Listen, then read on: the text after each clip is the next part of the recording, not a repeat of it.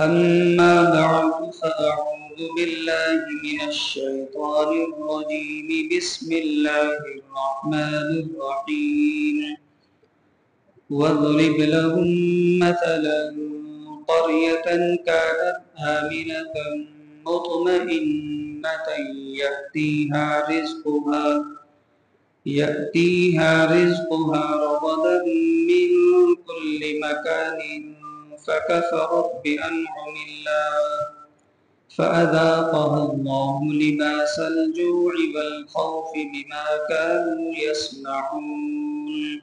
جو آیت میں نے آپ کے سامنے تلاوت کی ہے، اس میں اللہ جل شانہ نے ایک بستی کی مثال بیان فرمائی ہے۔ اللہ تعالیٰ فرماتے ہیں کہ اے حبیب صلی اللہ علیہ وسلم، آپ انہیں ایک بستی کی مثال سنائی، کانت آمینۃ مطمئنہ، جو پر امن تھی، پر سکون تھی، چوری چکاری کا، لوٹ مار کا، قتل و غارت گری کا، ڈاکے کا، چور بازاری کا ایسا کوئی سلسلہ وہاں نہیں، پر امن تھی، بے خوف اور مطمئنہ، پرسکون۔ آدمی پرسکون تب ہوتا ہے جب اس کو گھر میں، جان میں اور ذریعے آمدنی میں کوئی پریشانی نہ ہو تو وہ پرسکون ہوتا ہے۔ اب بستی کا مطلب یہ، بستی تو ایک بے جان چیز ہے، یعنی بستی والے پرامن تھے اور پرسکون تھے۔ یأتیہا رزقہا رغدا من کل مکان، ہر طرف سے اللہ تعالیٰ ان کو روزی پہنچاتے تھے،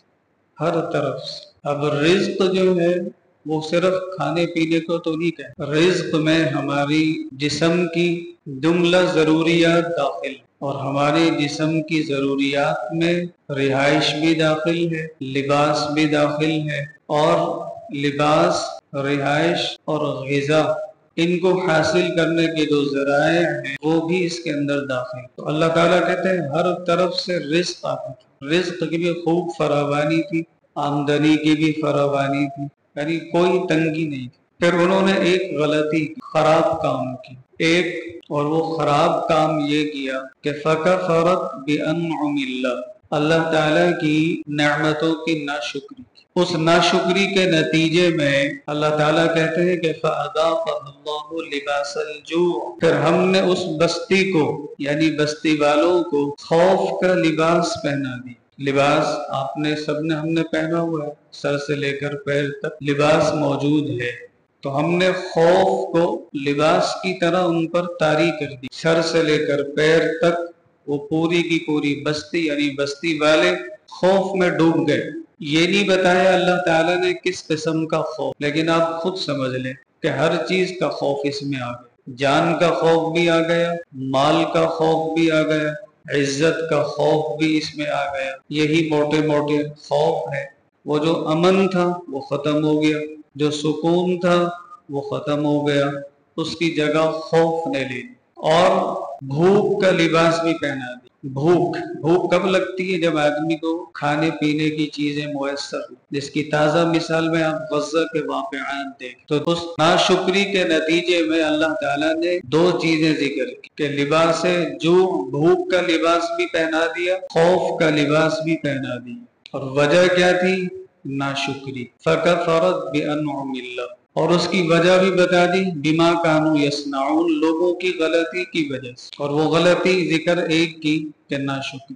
یہ آیت کریمہ کا مختصر سا ترجمہ ہے اور مختصر سی تشریح ہے۔ اس کی روشنی میں دو تین باتیں میں آپ کی خدمت میں عرض کرنا چاہتا ہوں۔ پہلے تو یہ سمجھیے کہ شکر گزاری کسے کہتے ہیں؟ ہم تو صرف یہ سمجھتے ہیں کہ شکر گزاری یہ ہے کہ الحمدللہ کہہ دیا، بس یہ شکر گزاری۔ اس میں کوئی شبہ نہیں کہ شکر گزاری کا ایک جز، ایک حصہ یہ بھی ہے کہ زبان سے الحمدللہ کہہ، اس میں بھی بڑی کوتاہی ہے، بڑی غفلت۔ لیکن شکر جو ہے یہ 5 اجزاء کا مجموعہ ہے۔ شکر گزاری میں 5 اجزاء، 5 اجزاء کا نسخہ ہے، یہ 5 چیزیں اس میں شامل، جس میں سب سے پہلی جو چیز ہے وہ ہے استحضار نعمت، نعمت کا استحضار، یعنی جو اللہ تعالیٰ نے آپ کو نعمت دی ہے جس کا آپ شکر ادا کرنا چاہتے ہیں، ذہن کو حاضر کر کے ذہن میں اس نعمت کو لے کر آئیں اور پھر الحمدللہ اس کا شکر ادا۔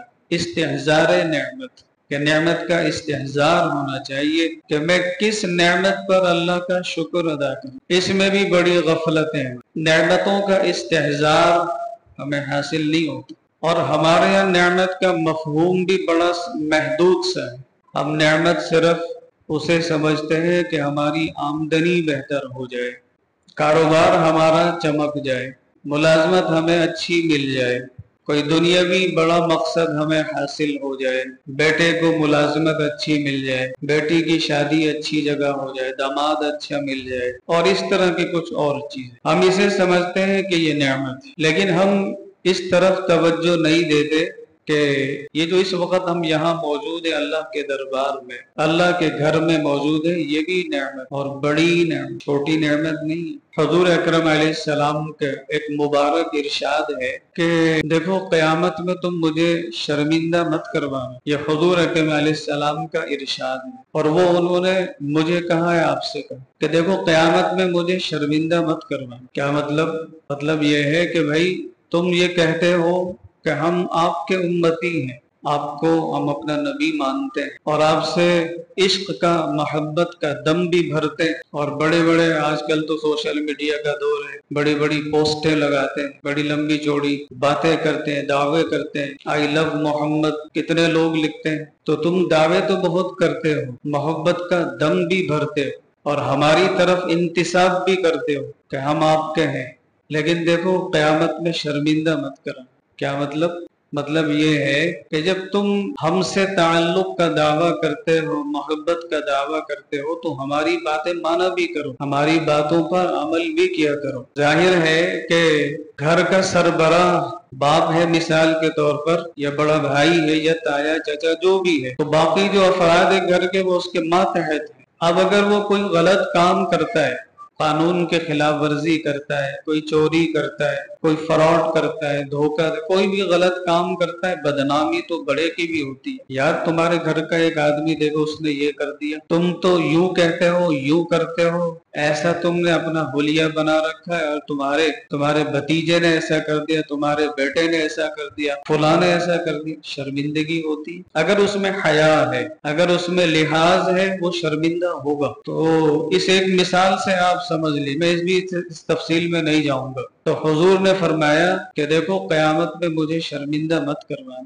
اب اس ایک جملے پر آپ غور کر لیجئے کہ ہم کہاں کہاں حضور اکرم علیہ السلام کی شرمندگی کا سبب بن رہے ہیں، ذریعہ بن رہے ہیں. ہر ایک کو پتہ ہے، ہر ایک اپنے گریبان میں جھانک کر دیکھ، گھریلو زندگی میں بھی، باہر کی زندگی میں بھی، ذاتی زندگی میں بھی، اجتماعی زندگی میں بھی، سب جگہ وہ اس پر غور، تو اس کو پتہ چل جائے گا کہ وہ کہاں کہاں حضور کو شرمندہ کروا. تو وہ جو بستی تھی پر امن تھی، پر سکون تھی، پر عافیت تھی، پر راحت تھی، کوئی تکلیف نہیں تھی.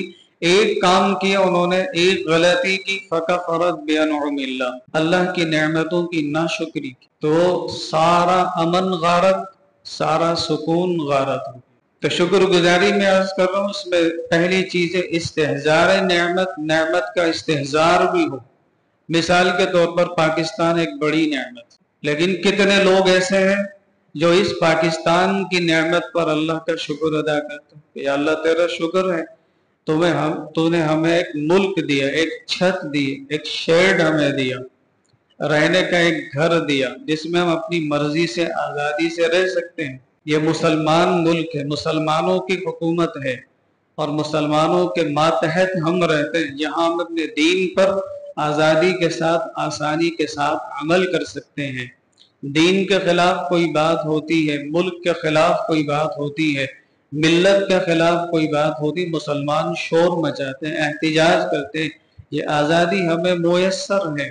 تو پاکستان ایک بڑی نعمت ہے، اللہ تعالیٰ کا بہت بڑا احسان ہے، بہت بڑا کرم ہے، بہت بڑا فضل ہے. اب اس نعمت کی ناشکری ہم کتنے طریقوں سے کرتے ہیں، یہ آپ مجھ سے بہتر طریقے سے جانتے ہیں. میں اس سلسلے میں ایک بات عرض کروں گا. جو لوگ بیرون ملک جاتے ہیں، کوئی ہنرمند جاتا ہے، کوئی انجینئر جاتا ہے، کوئی ڈاکٹر جاتا ہے، کوئی جج چلا جاتا ہے، کوئی سیاستدان چلا جاتا ہے، کوئی بیوروکریٹ چلا جاتا ہے، کوئی پروفیسر چلا جاتا ہے، کوئی سافٹ ویئر انجینئر کوئی بھی چلا جاتا ہے. تو بہت سے لوگ جو ہیں وہاں جا کر جب ان کے حالات کا پاکستان کے حالات سے تقابل کرتے ہیں تو وہ ناشکری ضرور کرتے ہیں، ناشکری ضرور کرتے ہیں، اور اپنے ملک کی برائی بھی کرتے ہیں، اپنے ملک کو طعنے دیتے ہیں، کوسنے دیتے ہیں، یہاں کے سسٹم کو کوسنا دیتے ہیں، یہاں کے لوگوں کو طعنہ دیتے ہیں، ملک کو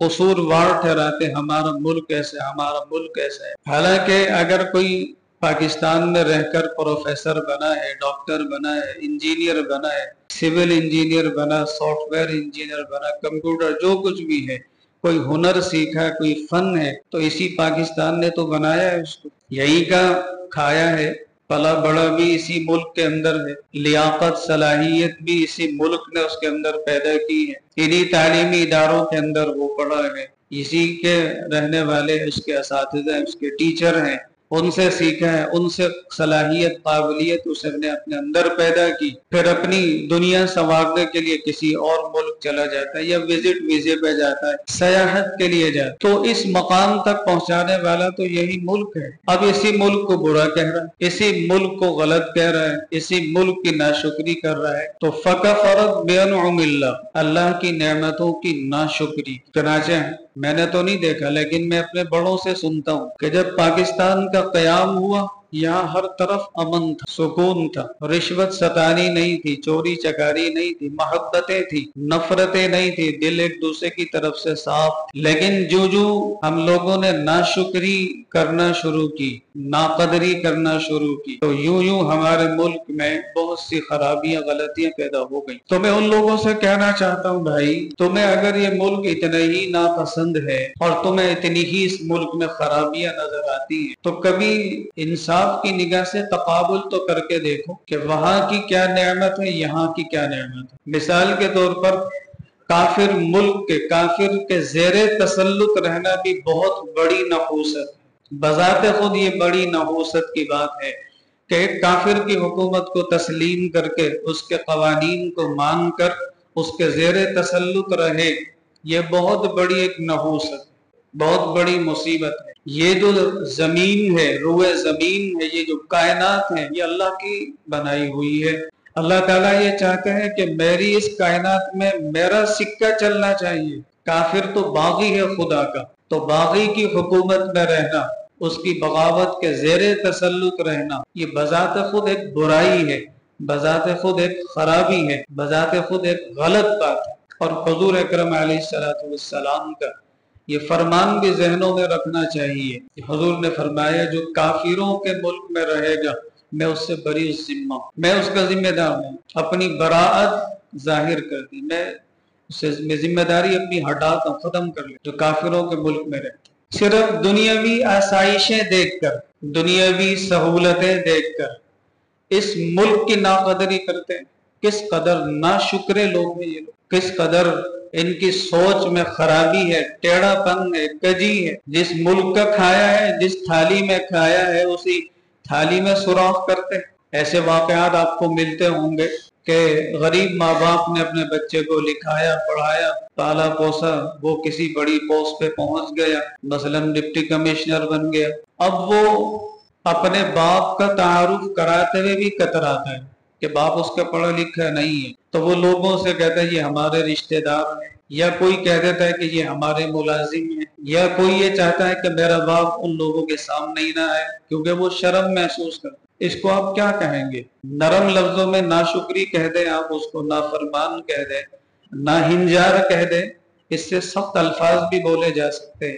ٹھیک یہی سلوک یہ لوگ اپنے ملک کے ساتھ، وہ کہتے ہیں جی وہاں تو لائٹ ہی نہیں جاتی، یہاں لائٹ ہوتی نہیں ہے، لوگ کہتے ہیں جی وہاں جاتے ہیں تو موبائل کے چوری چکاری کا کوئی خطرہ ہی نہیں ہوتا۔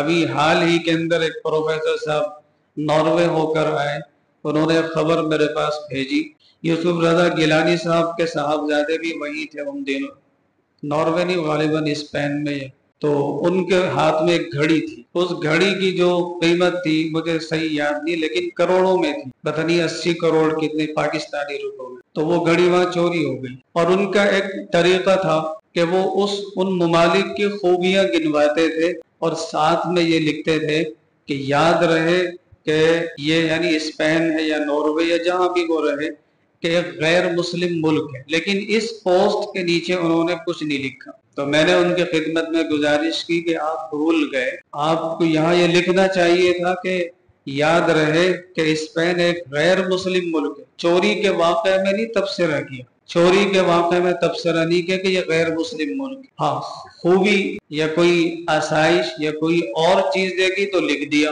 یاد رہے کہ یہ غیر مسلم ملک ہے۔ تو میں نے ان سے یہ بھی عرض کیا کہ جناب آپ نے در حقیقت یہ لکھ کر پاکستان کی توہین کی ہے، مسلمانوں کی توہین کی ہے، اسلام کی توہین کی ہے کہ آپ کو جو ہے غیر مسلموں میں خوبیاں نظر آ رہی ہیں، وہاں خوبیاں نظر آ رہی ہیں، پاکستان کی نہ خوبی آپ کو نظر آ رہی نہ مسلمانوں کی خوبی نظر آ رہی ہے۔ تو ایسے پتہ نہیں کتنے لوگ ہیں جو جاتے ہیں اور اس ملک کی ناقدری ناشکری کرتے ہیں کہ یہاں یوں یہاں یوں۔ بھائی فقط فرق بینعم اللہ پہ کیوں نگاہ نہیں جاتی کہ اگر یہاں کچھ تنگی ہے، دشواری، اس ملک کا تو قصور نہیں ہے، قصور اگر ہے تو میرا ہے یا آپ کا، یعنی عوام کا قصور ہے۔ جب انتخابات کا الیکشن کا موقع آتا ہے تو جو ملک و ملت کے خیرخواہ لوگ ہوتے ہیں ان کو تو منتخب نہیں کرتے، لوگ ان کو تو ووٹ نہیں ڈالتے، لسانیت کی بنیاد پہ تقسیم ہو جاتے ہیں، قومیت کی بنیاد پہ تقسیم ہو جاتے ہیں، تجارتی مفادات کی بنیاد پہ تقسیم ہو جاتے ہیں، تعلقات کی بنیاد پر ووٹ کاسٹ کیے جاتے ہیں، مفادات کی بنیاد پر ووٹ کاسٹ کیے جاتے ہیں۔ یہ بنیادیں ہوتی ہیں، ملک و ملت کی خیرخواہی رکھنے والوں کو تو ووٹ نہیں دیتے، الزام پاکستان پہ عائد کرتے۔ بھائی اپنے گریبان میں جاؤ تو خیر۔